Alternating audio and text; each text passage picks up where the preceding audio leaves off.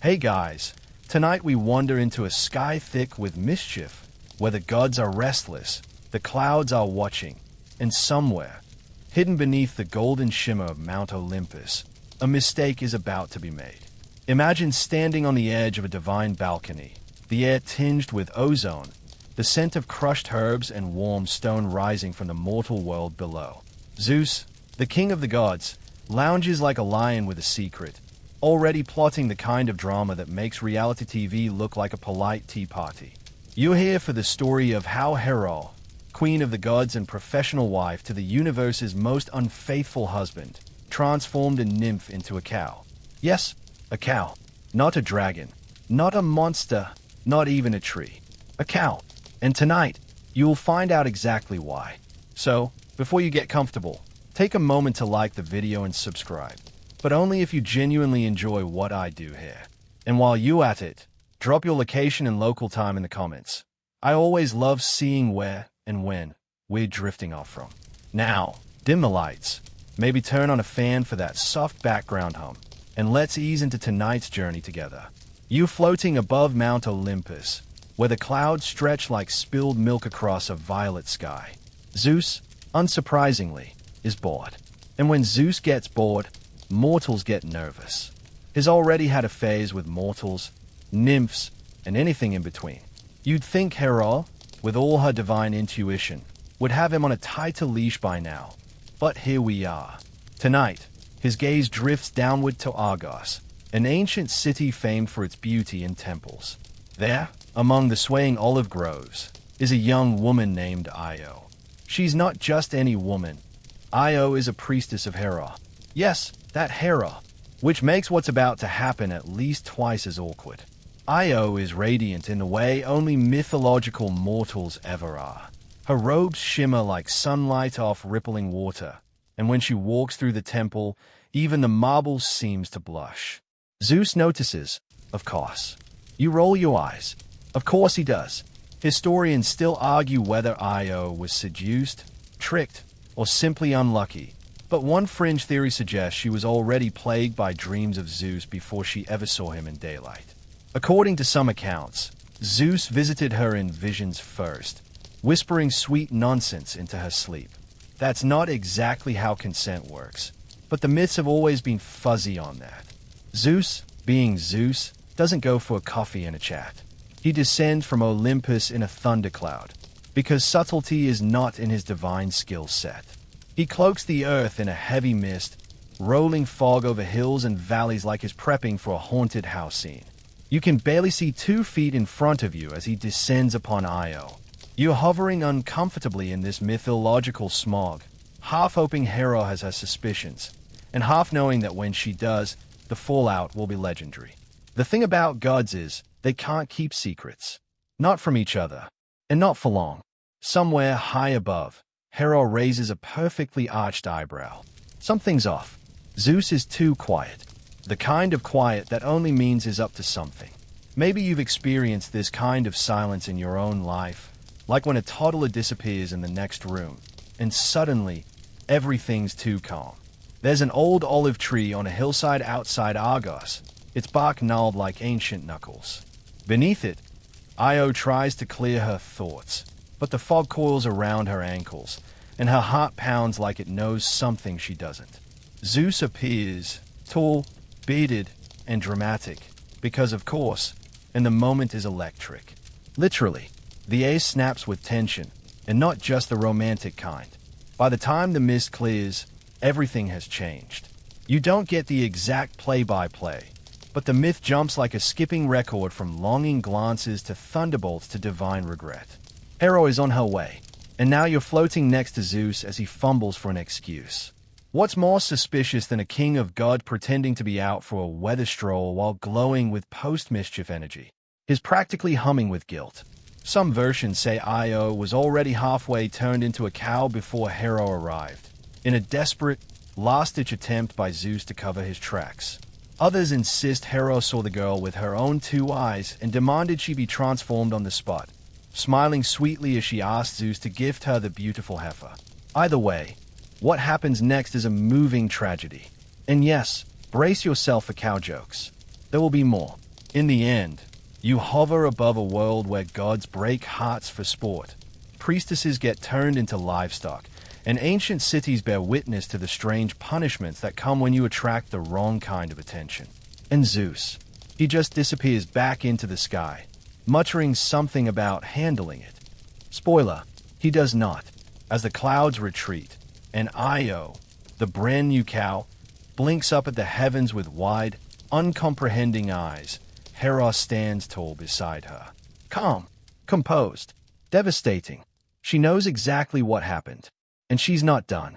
You're still lingering in that heavy moment, watching Hera with the kind of side-eye only a divine queen deserves.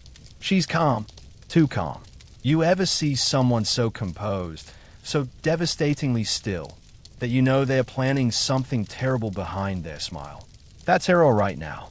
She stands next to the snowy white cow that used to be Io, her expression unreadable. No thunderbolts, no raised voice. Just that quiet, steely fury that chills the air around her. You feel it in your chest. That's the thing about Hera. She's not loud like Zeus. She's cold-blooded royalty, and when she strikes, it's surgical. You float behind her as she walks back up to Olympus, leaving Io, still dazed and mooing gently, in a meadow somewhere outside Argos. Hera says she just wants to take care of the cow. Make sure she's safe. Give her a good pasture. She asks Zeus for this lovely creature as a gift, and what can he say? He agrees, because saying no to Hera at this moment is asking to be turned into a slug. Now, historians still argue whether Hera actually believed Io was just a cow, or whether she was fully in on the deception from the moment Zeus started sweating. But fringe scholars have their own theory. They say Hera always knows, and the entire transformation was a divine game of chicken. She simply wanted Zeus to squirm, and Io to suffer. Back in Olympus, Hera starts making plans. And you? You follow her down a hallway carved from starlight, trailing behind her silk robes as she calls upon a very specific creature to handle her little problem. Enter Argus Panos. You hear him before you see him. The soft, wet blink of dozens of eyes fluttering open. Argus is a giant, but not the smashing, club-wielding kind. No, he's quieter, eerier. His name literally means all-seeing. The guy has 100 eyes spread across his body. His elbows, eyes. His knees, eyes. Even his back has a few blinkers. It's like if a surveillance system and a meatball had a baby. Hera summons him with a smile. I need you to guard this special cow for me, she says, as if she's hiring a babysitter for a particularly rebellious toddler. Argus bows without asking questions. Maybe he suspects. Maybe he doesn't care. He's not exactly hired for his sensitivity. You float down beside him as he takes his post beside Io.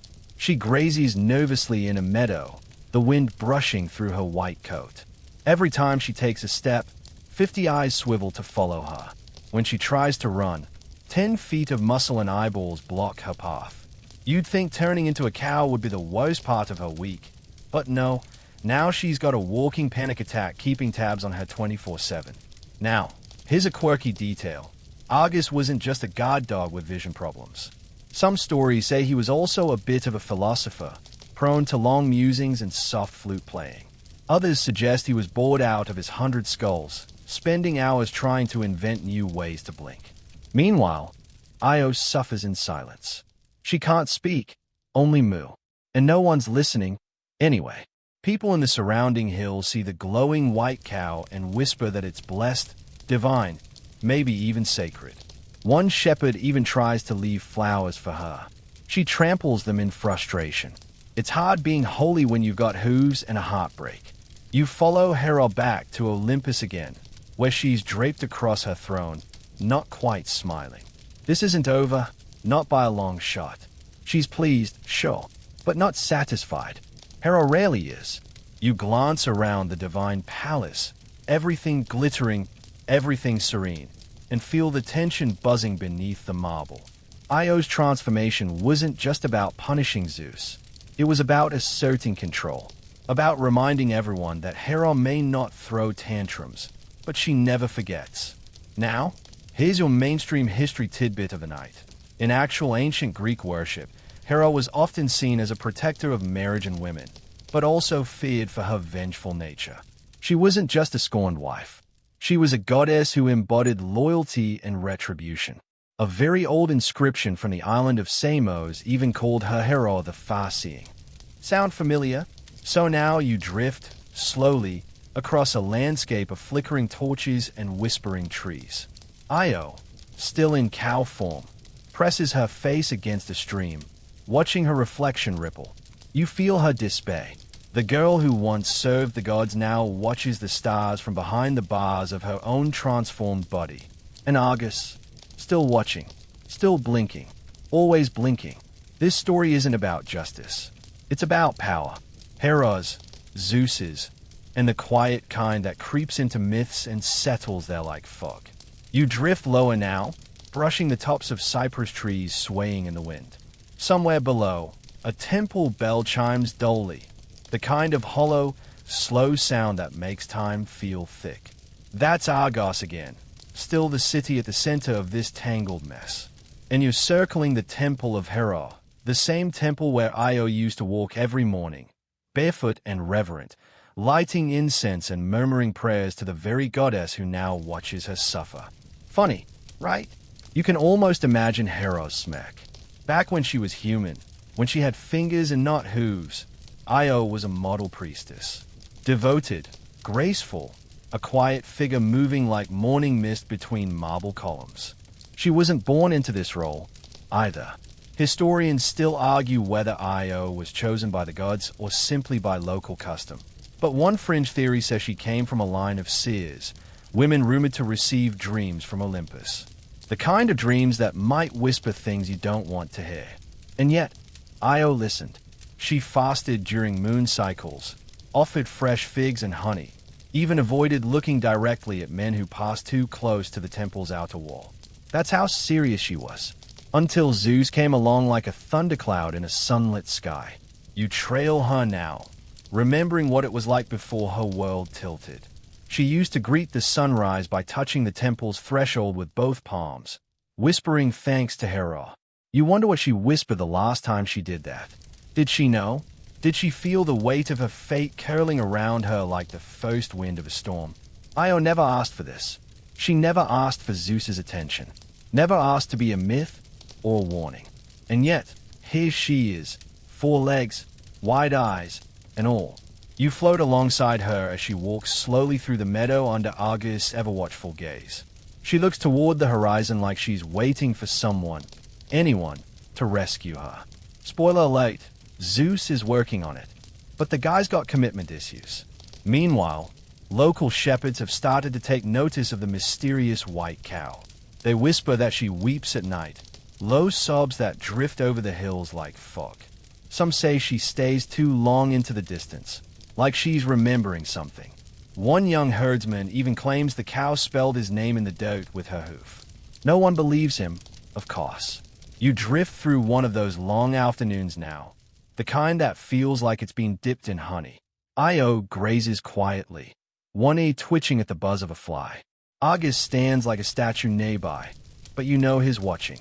Always watching. Even when his eyes close, half of them stay open. That's his gift and his curse. Here's a strange little tidbit for you. Argus Panops was said to have eyes that worked in shifts. While some slept, the others stayed awake. Imagine your brain never getting a full break. No REM sleep. No dreams. Just blinking. Forever. You get cranky too. And maybe he is cranky. Maybe he resents this job, babysitting a divine cow for a goddess with a grudge. Or maybe he finds some twisted peace in it. He plays a flute sometimes, a strange reed thing that makes a sound like wind curling through empty jars. It echoes over the field in short, ghostly bursts. Io doesn't care for it. Now, you follow Io to the edge of the meadow where the world smells like thyme and hot dust. She lowers her head, her breath stirring a wildflower. For a moment, she seems still, almost serene. But then she jolts, startled by a shadow that isn't Argus. Her nerves are fried. Every twitch, every buzz in the air sets her on edge. You don't blame her. She's lost her voice, her body, and the favor of the gods. all because she was in the wrong story at the wrong time. Up on Olympus, Zeus is beginning to feel the tiniest pang of something that might be guilt. Or maybe he's just tired of watching his former crush eat dandelions under surveillance. Either way, he knows he needs to do something. But remember, this is Zeus. His version of doing something usually involves a complicated scheme, a borrowed disguise, and zero apologies. But that's for later.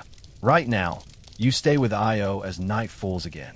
The stars come out like pinholes in velvet. She lifts her head and moos softly at the moon, as if trying to remember how to speak. You swear the wind answers, just once, with a sigh. And Argus, still blinking, always blinking. You're still in the meadow, and it's sometime past midnight. The stars have slipped behind a veil of cloud, and the air has that stillness you only feel just before something happens. Io lies curled in the grass, breathing slow, but her eyes, those wide, human ones trapped behind a bovine face, are open and watching. She doesn't sleep much anymore. Who would, with a 100-eyed sentry looming over you like a paranoid street lamp? But tonight, you're not the only one sneaking around. Somewhere far above, Zeus is stirring. His pacing again, robes swirling like restless fog. Guilt? Possibly. Ego? Absolutely. He's made a mess, again, and now he's going to fix it. You sigh. You've seen this pattern before. Zeus decides to send someone to deal with Argus. Not himself, of course. Delegation is a key leadership skill, after all. Enter Hermes, the god of messages, mischief, and perfectly timed exits. You hear him before you see him, his sandals fluttering through the clouds like the world's first winged sneakers. Here's your historical nugget. Hermes wasn't just a trickster god. He was also considered the patron of travelers, thieves, and public speakers. A divine multitasker. And tonight, he's got one job: neutralize Argus without raising Hera's suspicions. You drift alongside him as he descends from Olympus, looking far too pleased with himself.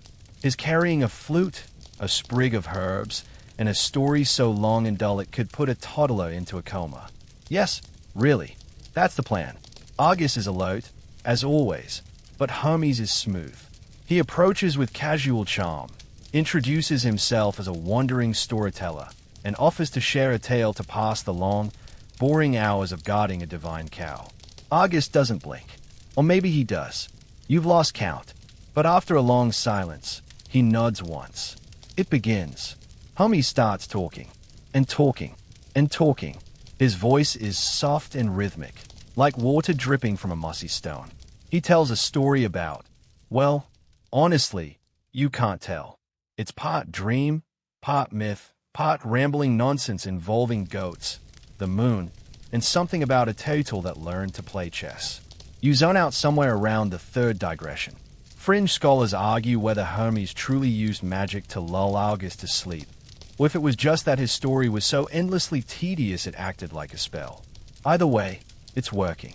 One by one, Argus' many eyes begin to droop. The ones on his arms, his chest, even the ones you never noticed near his ankles. He shifts once, breathes deep, and leans against a tree. The flute playing starts, slow, hypnotic. Hermes is orchestrating this like a bedtime concert for the world's creepiest babysitter. And then, silence. All 100 eyes, closed. Every single one. You pause. There's something haunting about it. This creature, built for vigilance, undone by a lullaby. Hermes moves quickly. From beneath his robes, he draws a short, gleaming blade. He moves like a whisper. No drama. No flourish. Just a quiet end for the giant who blinked one too few times. It's not gory. It's myth. You don't see the details. Just a soft fade to darkness. Argus slumps over, peaceful in the worst way. The grass barely stays. His flute rolls to a stop beside him, silent forever. Now, depending on the version of the myth, Hermes kills him outright or simply sends him into eternal sleep. Historians still argue about that. The point is, Argus is gone. The cow is unguarded, and the air suddenly feels thinner. You follow Hermes as he kneels beside Io and gently touches her flank. She flinches, He whispers something only gods understand, then lifts into the sky again, vanishing with the wind. But peace doesn't last. You already know Hera's not going to let this slide. Somewhere in Olympus, a curtain shifts. Hera knows. She always does. You're gliding through Olympus now, and everything feels just a touch colder. Hera's throne room is silent, but not the comforting kind. No, this is the heavy quiet that comes before divine reckoning. And you know exactly what's coming. Because if you think Hera is the type to let the murder of her 100-eyed guard dog slide, well, you really haven't been paying attention. She stands slowly, graceful, regal, absolutely terrifying. You hover a few feet back as her eyes narrow, not with rage, but with focus. That's always been the danger with Hera. She doesn't throw tantrums. She plots. She calculates. And this time, she has a plan that's less about strategy and more about symbolism. You follow her into her private chamber where she cradles something small and feathered in her hands. A peacock, a beautiful, shimmering creature with an impossible fan of iridescent tail feathers. She murmurs to it, then lifts one delicate pinion. And there, as she waves her hand, the eyes appear. You blink. Yes, those are Argus eyes. Not literally, probably. Scholars still argue whether Hera magically transferred his soul, or if the eyes are symbolic, a tribute. But from now on, the peacock will wear Argus vigilance like a crown. The many eyes shimmer on its feathers, forever watching. Hera didn't just avenge her servant. She made him art. Petty, maybe, but undeniably stylish. Here's a quirky bit you'll love. The ancient Greeks associated peacocks with immortality because their flesh was believed not to decay. So it made perfect mythological sense for Hera to immortalize Argus that way. Today's fashion tip: if you're going to mourn someone, do it with accessories. You drift behind her now as she releases the bird into her divine garden. It spreads its feathers, blinking from every angle. Io, meanwhile, has no idea what's coming next. Back on Earth, the landscape has shifted. Io is alone. The body of Argus is gone, either lifted by homies or absorbed back into myth. And for the first time in what feels like forever, she's unguarded. She walks hesitantly. Every few steps she pauses, waiting to be blocked. But no one comes. You follow as she moves through the fields, testing her freedom. The flowers don't laugh at her anymore. The trees don't lean away. But the sky still feels wrong. There's a hum in the air, a buzzing, and then it arrives. A tiny thing, almost nothing. A gadfly, just a single, ordinary-looking fly, wings twitching with casual menace. Hera's latest gift. It lands on Io's back and bites her. Once, twice. She jerks, gallops, tries to outrun it. But it follows. It always follows. That's the cruel brilliance of it. Hera doesn't need bars or guards anymore. She's unleashed a punishment so small, so simple, it never sleeps and never stops. Some say the fly was literal. Others say it was symbolic, a representation of madness or guilt. Fringe theories even suggest it was an invisible spirit Hera summoned, one that took the form of a fly only mortals could perceive. Whatever it is, it works. Io runs. She bolts through fields, crashes through brush, scrambles across rivers. The land becomes a blare. Her hooves cut deep into the dirt. She runs across countries, across continents, always trying to escape the bite, the buzzing, the guilt, the gods. And you, of course, follow. It's exhausting, watching her. But there's something powerful in it, too. She refuses to stop. She's no longer a cow in a cage. She's a force in motion. You pass over mountaintops and valleys. You cross borders without names. Io, poor Io, becomes less of a person and more of a legend. People in scattered villages see her streak past and whisper of a holy cow, a cursed spirit, a lost goddess. They leave out flowers and food, trying to appease whatever strange divine thing she might be. And Hera, she watches it all from Olympus with perfect posture and a hint of amusement. You can almost hear her say it. You think you've escaped me? But Io's journey isn't over. Not even close. You're galloping now. Not on your own 2 feet, but inside the rhythm of Io's hooves. Every beat against the earth is a desperate plea. Let this end. Let this end. Let this end. But it doesn't. The fly is relentless, buzzing around her ears, biting her legs, circling like a cruel reminder that even gods can hold grudges with frightening creativity. Io doesn't know where she is anymore. Neither do you, honestly. The landscape blurs past in streaks of olive trees and jagged cliffs. Some nights she sleeps standing up, too afraid to lie down. Other nights, she collapses from exhaustion, only to wake with a fly on her eyelid. Hera's punishment isn't dramatic, it's intimate. Small, infuriating, like a bad memory that keeps showing up at family dinners. She crosses the Ionian Sea.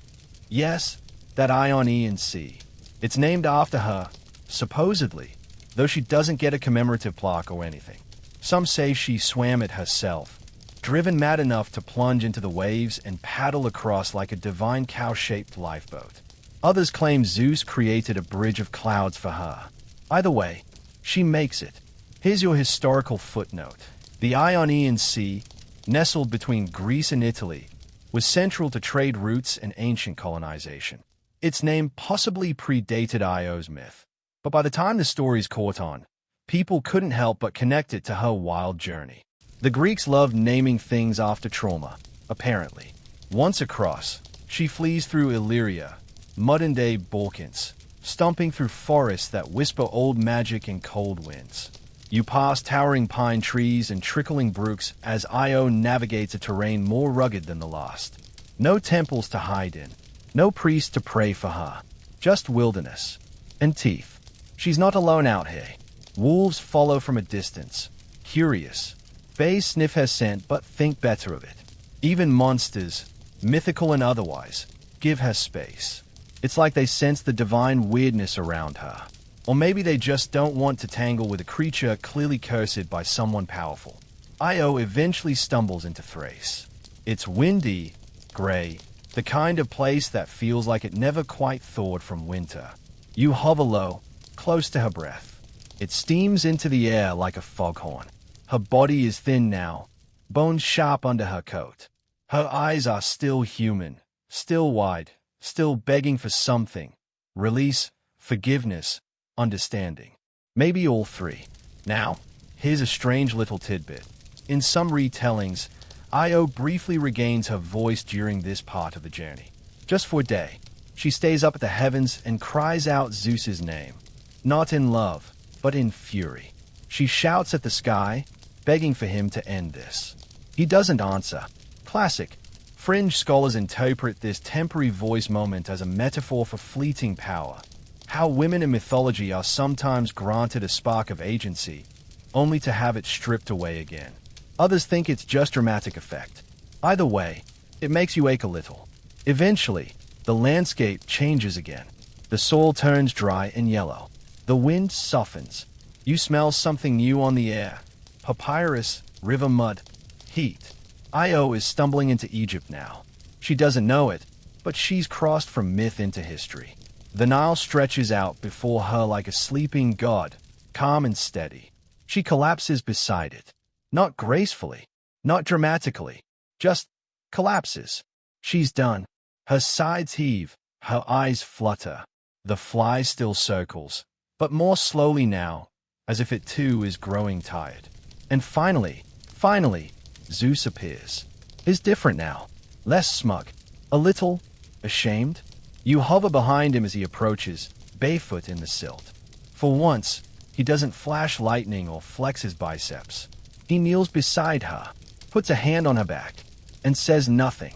Historians still argue whether this moment ever existed in the earliest versions of the myth. Some say the scene was added later to give Zeus a shred of humanity. Others say it was always there, buried under centuries of retelling and ego. Regardless, he makes a choice. He pleads with Hera, and this time, she listens. But mercy, from Hera, comes with a cost. You're standing now on the hazy edge of the Nile, toes barely grazing the silted water. It's late afternoon, the sun enormous and orange, stretching your shadow into something mythical. Io lies curled in the reeds, no longer trembling, just still. The fly buzzes one final circle above her and flits away, like even it knows the game is winding down. Zeus has done something rare. He's humbled himself. He's appealed to Hera, not with threats or clever words, but with an honest plea. Enough. Let the girl go. And Hera, perhaps bored of the whole ordeal, or maybe satisfied that the lesson has been deeply carved into Io's soul, relents. With conditions, of course. Always with conditions. One of them, Io doesn't get her old life back. That ship sailed the moment Zeus stepped into her temple. But she will, at least, get her human form. Hera lifts the curse like a queen waving away smoke. It's not dramatic. There's no lightning bolt, no celestial choir, just a breath of wind. And suddenly, she changes. You blink. Io blinks. Her fur shrinks away like fog. Her limbs reform. Her spine straightens. And slowly, achingly, she rises to her feet. Bare, thin, mud-streaked and sunburnt, but human. She touches her face with trembling fingers, then falls to her knees with a sound caught between a gasp and a sob. You can't blame her. She's not the same girl from Argos. She's older now, not in years, but in experience. She's run across continents. She's been a cow. She's seen the eyes of gods. And she's come out the other side. Now, here's your mainstream history moment. Ancient Greek and Egyptian cultures did overlap, especially in later periods like the Hellenistic era. And Io's myth fits strangely well into Egyptian law. The Greeks loved to tie their legends into real-world geography, and this is no exception.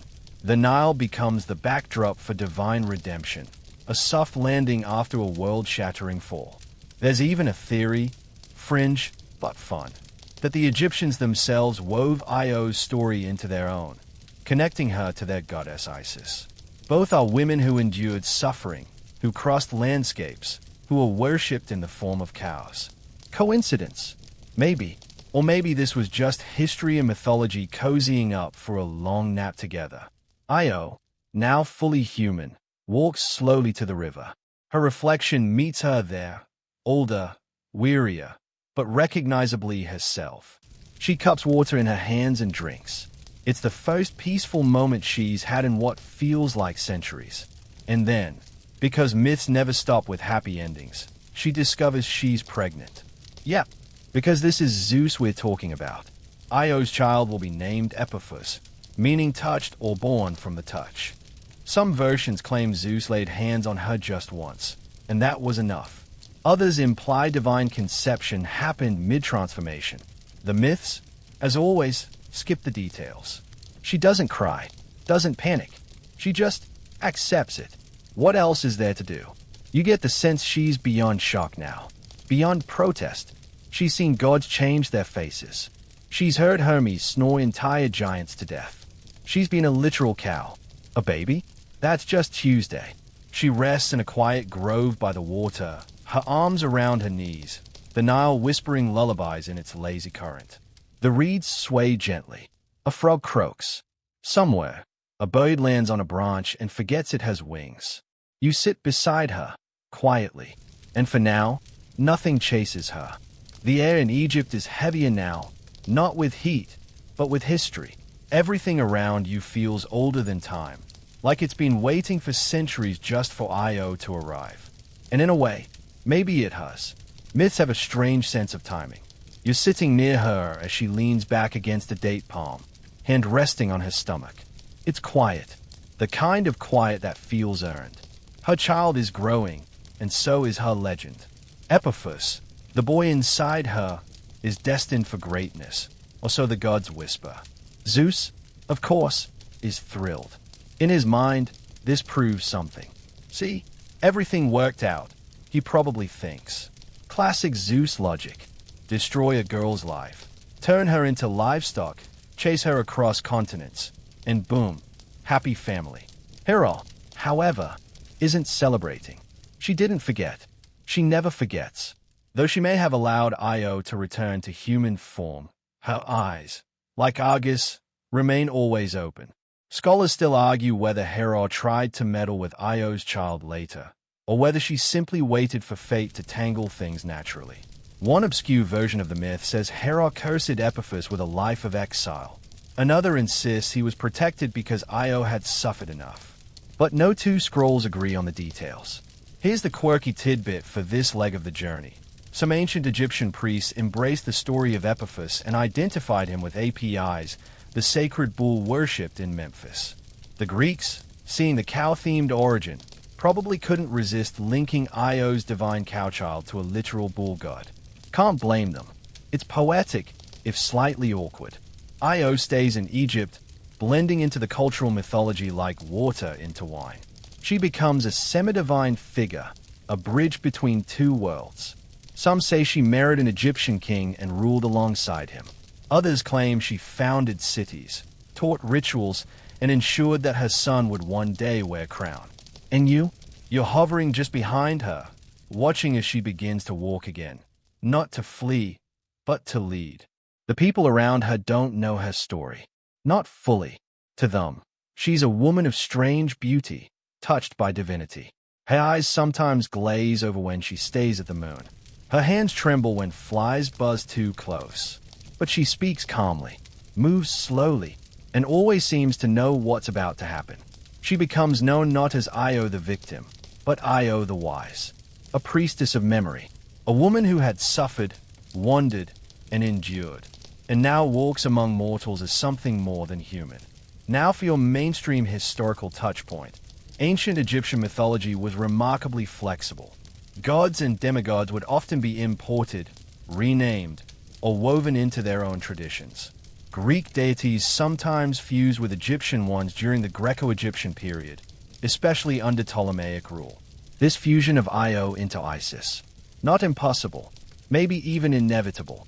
Over time, stories evolve. Io's name is blurred. Her form shifts. One generation calls her a goddess. Another calls her a dream. Eventually, she becomes a symbol of survival, transformation, endurance. She raises Epiphus in the soft light of the Nile. He grows strong, dark-eyed, thoughtful, always slightly wary of flies. Io teaches him to pray to Hera out of respect, not fear. Even when they hurt you, she murmurs once while weaving reeds into a basket. They are still gods. There's wisdom in that. Maybe too much. One night, you watch her walk down to the riverbank again. She kneels, scoops water into her hands, and this time, instead of drinking it, she pours it out an offering. You don't hear her words, but you know what they are. Thanks. Not to Zeus, not even to Hera, but to the story itself, to the fact that she's still here, still standing. You're drifting now along the Nile at twilight, the water dark and thick like ink. Papyrus reeds rustle gently, and frogs chirp from the banks, unaware that a myth has been quietly living beside them. Io is older now. Not old, but seasoned. Her body has softened, her gaze deepened. She doesn't flinch at shadows anymore, doesn't startle when the wind brushes her neck. The memory of the gadfly has dulled, but never disappeared. Epiphus runs ahead of her through the shallows, laughing. His footsteps splash against the river's surface as though the water wants to lift him, not hold him down. He's strong, he's bright, he's blessed, and like any child of Zeus, that makes him a walking target. You hover nearby as Io watches him. Her expression is unreadable, somewhere between pride and fear. The kind of look any mother wears when she knows the world may not treat her child kindly, no matter how divine his origins. And speaking of divine meddling, Hera hasn't been idle. You didn't think she'd forget about the boy, did you? Depending on which version you believe, Hera either tries to destroy Epiphus outright or simply whispers to other gods to keep an eye on him. Same result. Obstacles, delays, disappearances. One fringe tale even claims that Hera had him stolen away at birth, replaced with a false child, and hidden across the sea. Io searched for years, her feet blistered and her voice hoarse, until Zeus finally stepped in and restored the boy to her. Mainstream myth usually skips those grittier detours, but if you listen carefully at old ruins and temple walls, the whispers are still there. Io wandering, barefoot and broken, chasing the echo of her son through the dust. Now, here's your historical fact. The worship of Epiphus as a sacred bull, often equated with APIs, wasn't limited to Egypt alone. As Greek influence spread into the region, hybrid temples began to appear. Some even featured carvings of a young man crowned with horns, flanked by figures that suspiciously resemble Io, still wearing her long priestess robes. You drift into one of those temples now, carved from sandstone, soft with centuries of erosion. At the base of a crumbling pillar, someone once painted a mural. The paint is faded, the details lost. But you can make out two figures, one running, the other watching. A story told in silhouette. Io eventually stops running. She settles near Memphis, one of Egypt's great cities. She plants herself like a tree, stubborn, rooted. People come to her for blessings. They bring fruit, grain, goats. They bow when they see her in the marketplace. They call her Lady of the River. Her Greek name fades. She becomes part of a land. And still, she watches the sky. Always the sky. Because no matter how far she's come, part of her still expects the clouds to shift and bring Zeus crashing down again. Smiling, apologizing, ruining everything. He doesn't. Not this time. You catch glimpses of him now and then, far above. Watching. Quiet. Maybe regretful. Maybe not. Gods are like that. Here's something curious. One minor myth claims that Io wrote her own version of events. A long poem, carved onto clay tablets, hidden deep in a temple vault. It was never found. Scholars say it probably never existed. But a few fragments, recovered from Alexandria's ruins, hint at a woman's voice, measured, melancholy, resilient. The final line? I walked, and they followed. I changed, and they forgot. But I remember.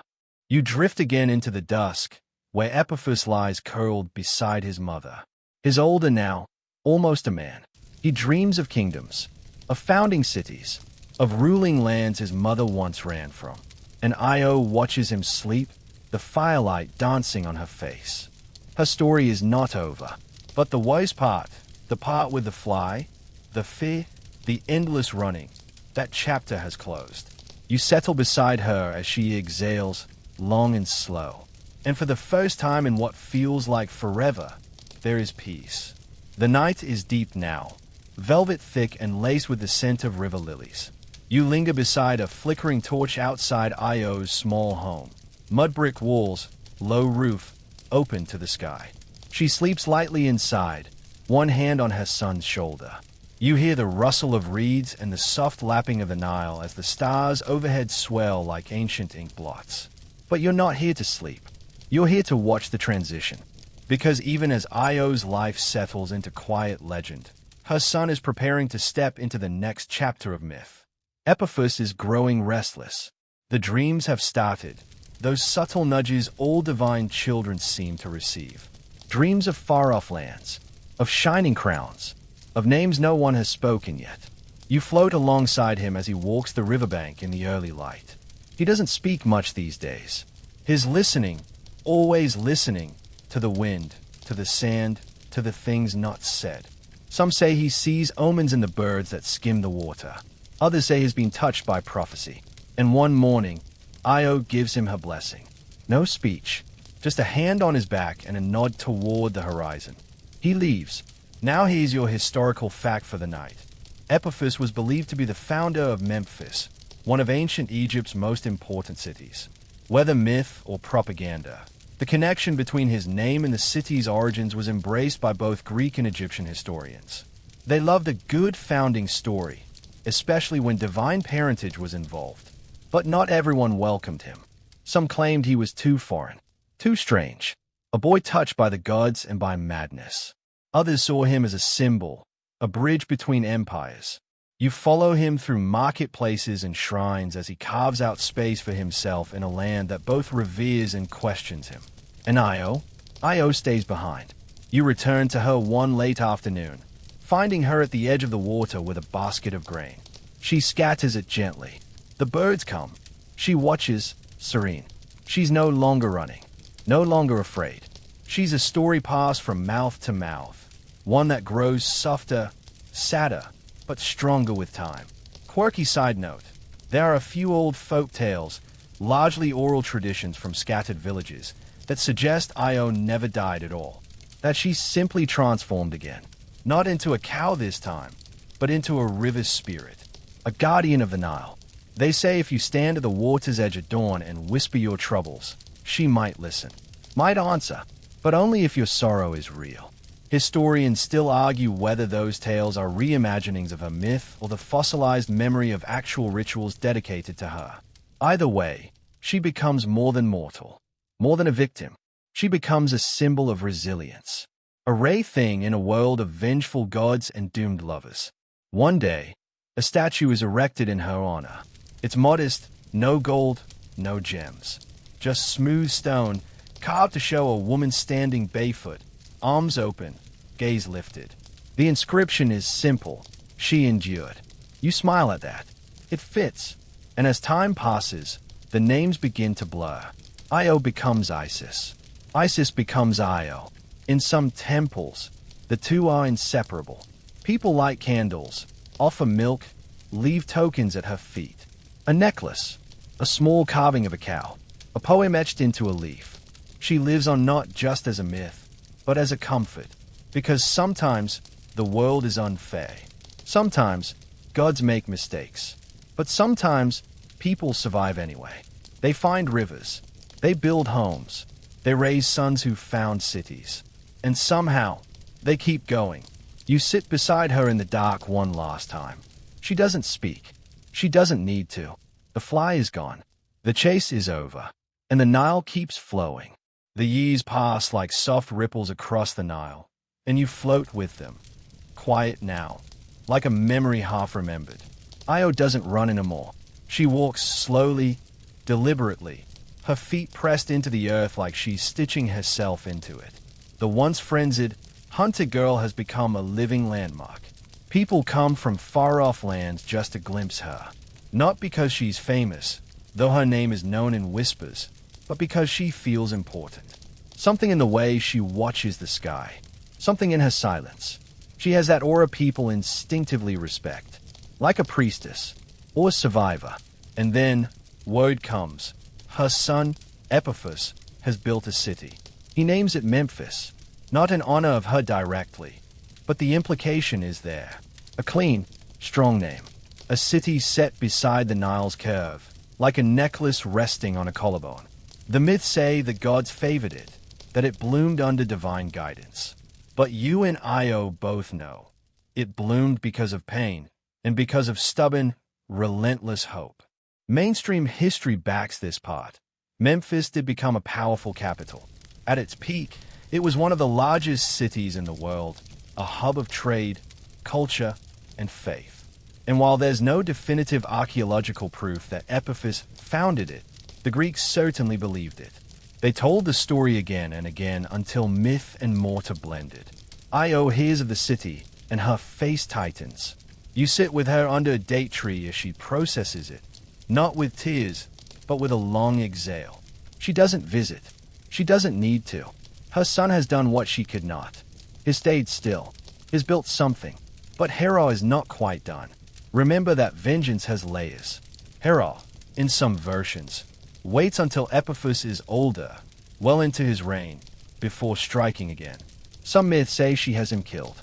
Others claim she arranges for his exile. The facts are blurry, like trying to see a reflection in stormy water. One fringe account claims that Epiphus simply vanished, that he walked into the desert one morning and dissolved into the heat, whispering his mother's name.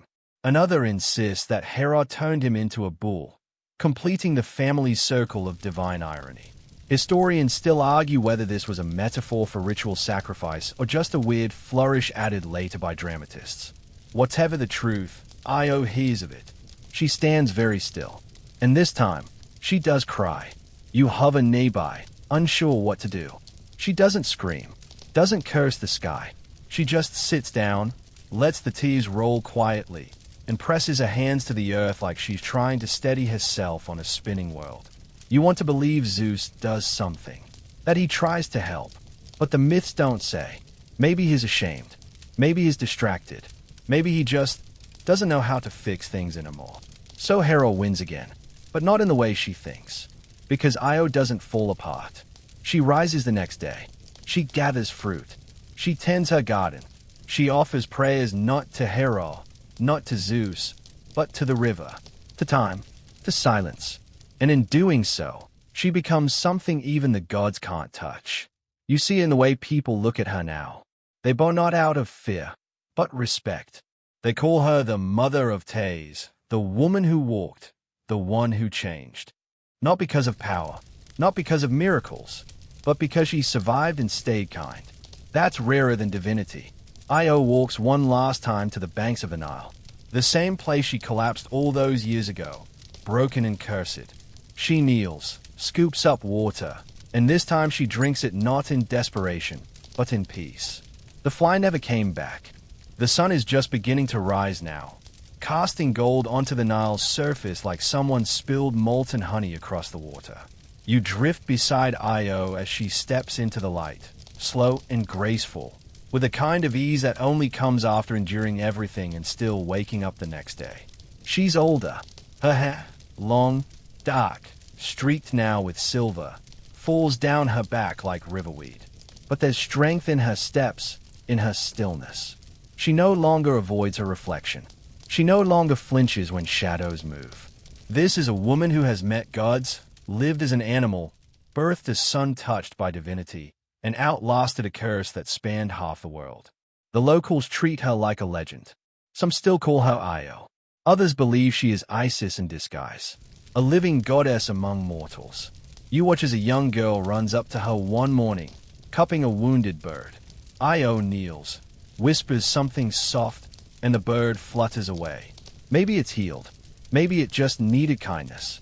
Here's your historical thread. In some traditions, the overlap between Io and Isis became so deeply entrenched that by the Hellenistic period, many temples in Egypt had statues or reliefs combining elements of both.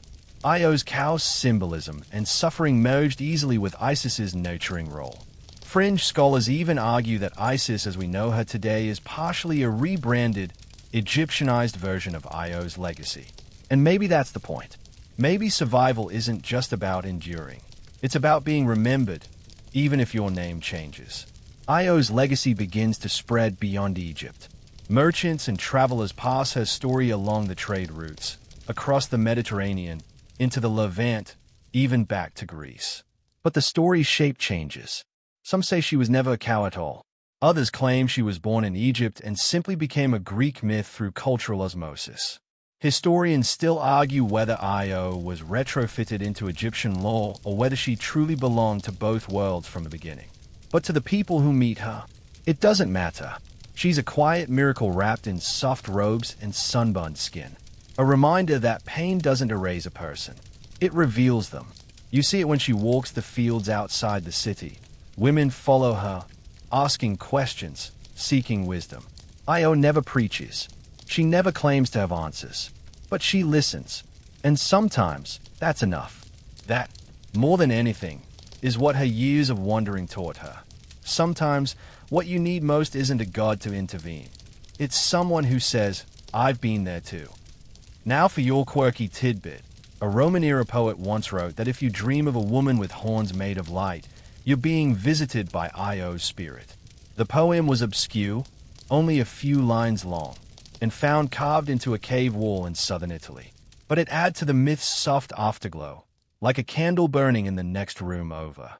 You float beside Io as she prepares a meal with her neighbors. Children chase goats nearby. A boy sings a lullaby in a language you don't know, and Io hums along. Her hands are busy, but her eyes are far away, looking, always, toward the horizon. She never returns to Greece. Not physically, but you get the feeling she's already there, in a way. Her story has folded back into the marble temples and worn scrolls, carried by those who remember, and even those who don't. One night, she sits beside a fire and watches the stars. You sit next to her, not saying anything. The flames crackle. A wind stays the dust. And then, quietly, she speaks. I thought the gods were supposed to protect us. You don't respond. She nods to herself. Maybe they did. Just not the way I expected. The fire pops. A breeze stirs her robe. And in the quiet that follows, You feel something loosen. Not break, just release. You look up. A single star winks out. Then another. Then another. The night is soft again. It's the quiet part of the night now. The hour when even the gods seem to rest. You drift just behind Io as she walks the perimeter of a village, a simple oil lamp in one hand, its flame steady despite the breeze. She doesn't say much anymore. She doesn't need to. Her silence carries more weight than 1,000 sermons. Tonight, though, something feels different. There's a shift in the air, like the world is holding its breath. Io stops at the edge of a field, where the reeds bend in waves, and looks up. The stars shimmer, unchanged. But her expression, it's not fear, not longing, just readiness. Because she knows her time is ending. And no, this isn't some grand, tragic finale. She doesn't collapse in the date, gasping poetic last words. She doesn't get struck down by lightning or transformed again for dramatic effect. Myths love those kinds of exits.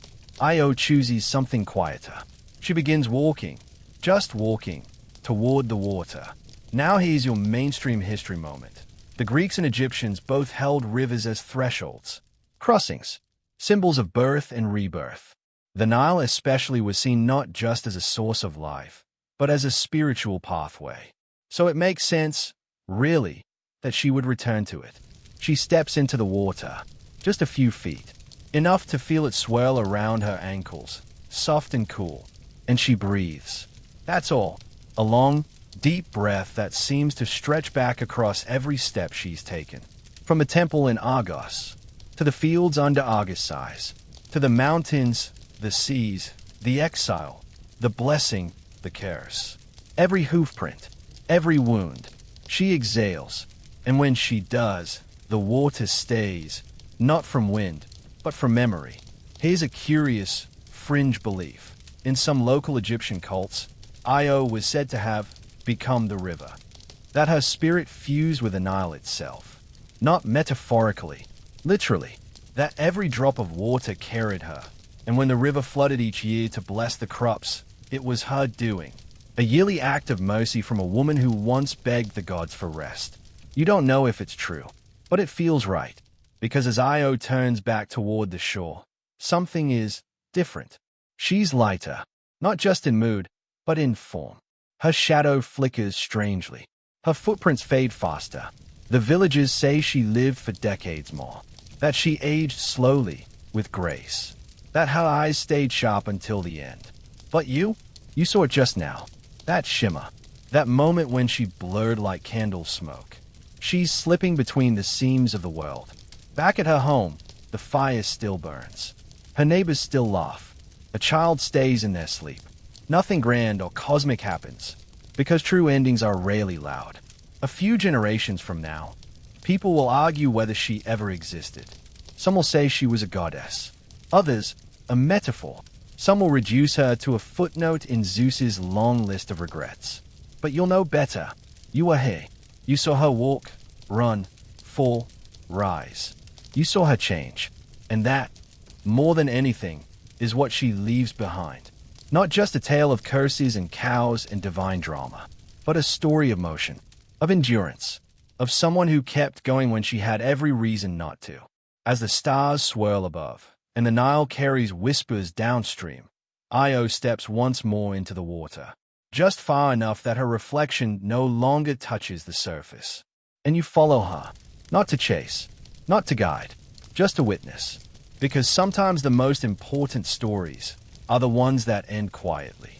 The moon is high now, floating like a silver coin in a bowl of ink. You drift along the Nile, trailing behind Io's memory. She's gone, but not in the way most people go. You feel her in the reeds, in the current, in the cool air brushing your skin. You can almost hear her hooves again, even though she hasn't worn them in years. And here's where it gets interesting, because myths don't end. Not really. They ripple. They echo, and Io's ripple becomes a wave that washes across centuries. Epiphanes' name survives, just barely. Later rulers claim descent from him, as rulers tend to do when they want to look impressive. Son of a god, they'll say at banquets, sipping wine and pretending their family tree is more divine than violet. But you Of course. Remember the boy with river-wet curls and a nervous laugh.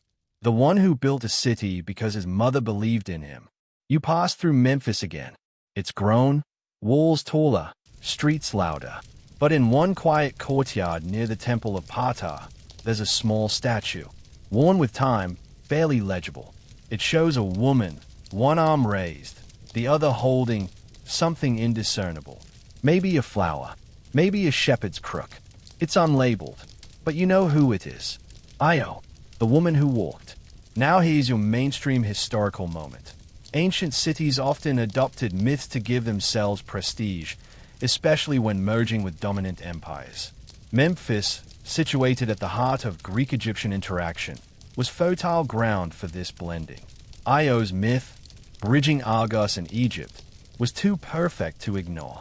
Some inscriptions even list her as a progenitor of divine kingship, though those claims are tangled in politics and poetry. Quirky tidbit: in the Renaissance, when scholars dug through old myths for inspiration, Io's story baffled them. Some thought it was a Christian allegory in disguise. Others called it a lesson in divine cruelty. One French philosopher famously described her as the woman most chaste, least court. A backhanded compliment, if ever there was one. But none of them really saw her. You did. You watched her try to hide. You watched her bleed. You watched her keep moving when every mile hurt. And now you're gliding through a world touched by her survival. In Athens, a playwright scribbles her name into a tragedy. In a small village in Sicily, women still whisper to the river before planting their seeds, just in case she's listening. Somewhere in the archives of a forgotten temple, a cracked tablet lies waiting to be read. On it, a single sentence. She ran not from fear, but toward freedom.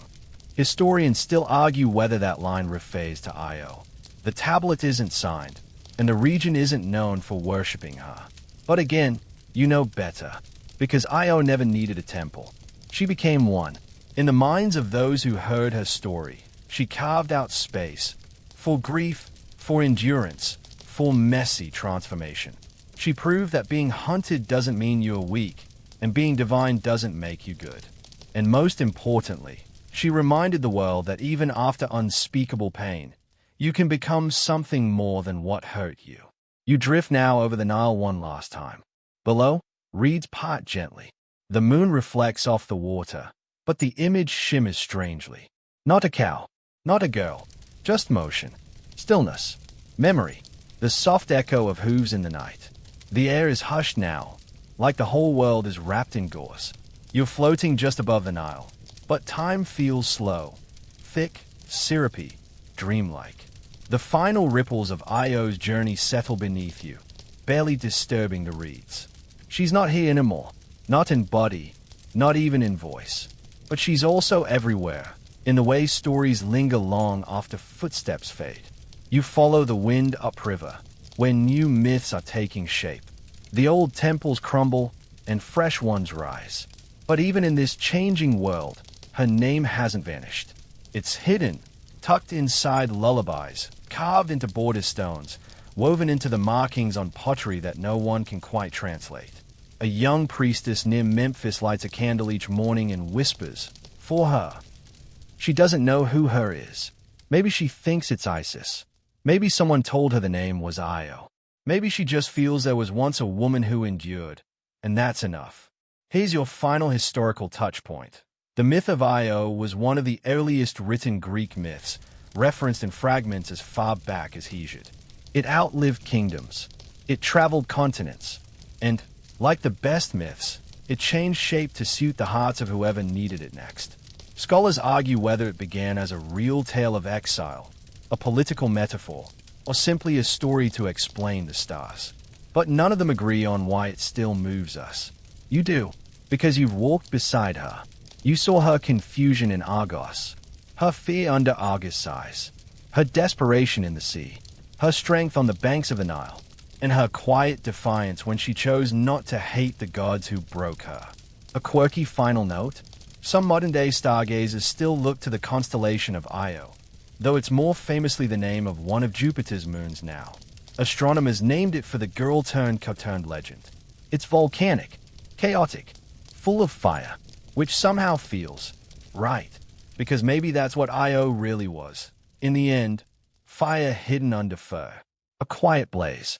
The kind that doesn't roar but still burns down the old world behind her. You drift down again, to where a group of children plays by the water. One girl stops and cups her hand to the sky, watching a white bird fly low. She smiles, like she knows a secret. Maybe she does, because maybe stories don't need to end. Maybe they just echo, in hooves across hills, in prayers whispered to rivers, in stars that no longer blink. And as your journey with her reaches its close, you feel no grand farewell, no final twist, just stillness, a stillness that says, it's enough. She made it. You made it. The rest is for the dreamers. Now comes the wind down, slow and soft. And now, it's time to rest. Let everything settle. Let your breath find that slower rhythm, the one that wraps around your ribs like a blanket. You've traveled a long way tonight, across cities and deserts, seas and stories, guided by the quiet strength of someone who refused to be erased. You can let your eyelids grow heavier now. No more running. No more gods to outrun, or curses to unravel. Just the calm hush of night around you.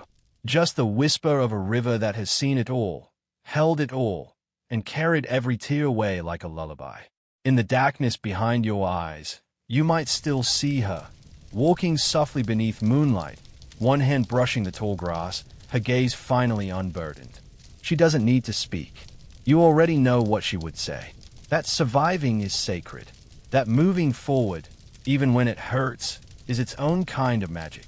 And that the softest kind of strength is sometimes the most divine. So let go now. Let your body grow heavy. Let your thoughts drift like boats on quiet water. You've earned this stillness. The stars are out, the night is steady, and the world will wait for you until morning. Sweet dreams. End of script. Sweet dreams.